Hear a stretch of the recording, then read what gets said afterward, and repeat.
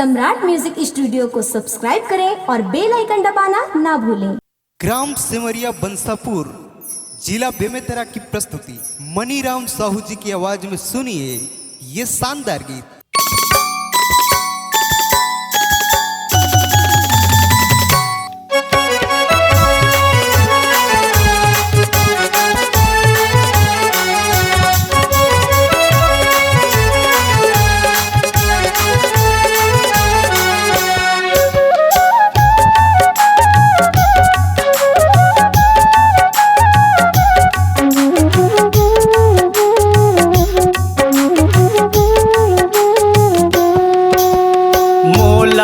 भुला जा मैं तोला भुला जाऊं, मोला भुला जा मैं तोला भुला जाऊं। जा रे बेवफा तोला सुरत कहाँ आऊं, जा रे बेवफा तोला सुरत कहाँ आऊं।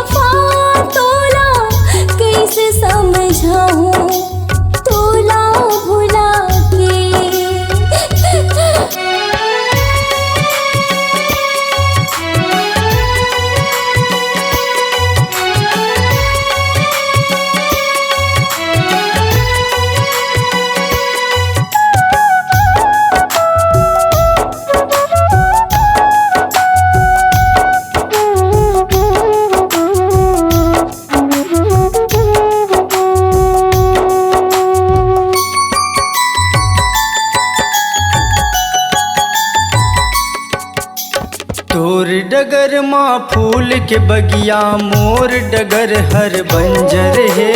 तोर गला माँ प्यार की डोर मोर गला माँ खंजर है।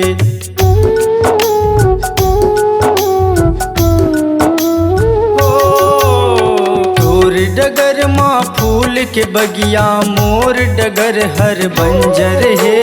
तोर गला माँ प्यार की डोर मोर गला माँ खंजर है। नहीं भूलते तोला कैसे भूला पाऊँ, नहीं भूलते तोला कैसे भूला पाऊँ। जा रे बेवफा तोला सुरत कहाँ आऊँ, जा रे बेवफा तोला सुरत कहाँ आऊँ।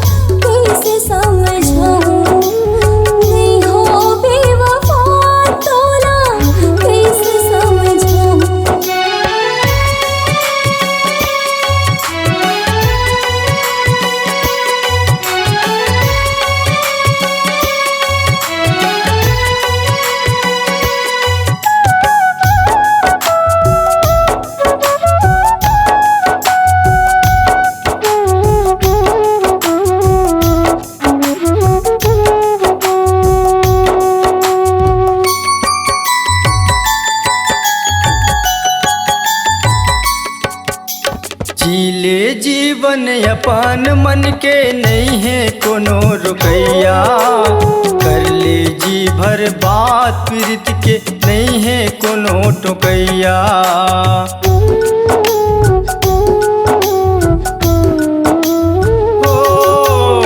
जीले जीवन अपन मन के नहीं है कोनो रुकैया, कर ले जी भर बात प्रीत के नहीं है कोनो टुकैया। तोर बर बेरा हुए है मैं हाँ संझल पाहूँ, तोर बर बेरा हुए है मैं हाँ संझल पाहूँ। जा रे बेवफा तोला सुरत कहाँ आऊँ, जा रे बेवफा तोला सुरत कहाँ आऊँ। तोला भुला के मैं कैसे जी पाऊँ, तोला भुला के मैं कैसे जी पाऊँ। मैंने हो बेवफा तोला कैसे समझाऊँ, मैंने हो बेवफा तोला कैसे समझाऊँ। जा रे बेवफा तोला सुरत कहाँ आऊँ। मैं नहीं हो बेवफा तोला कैसे समझाऊँ।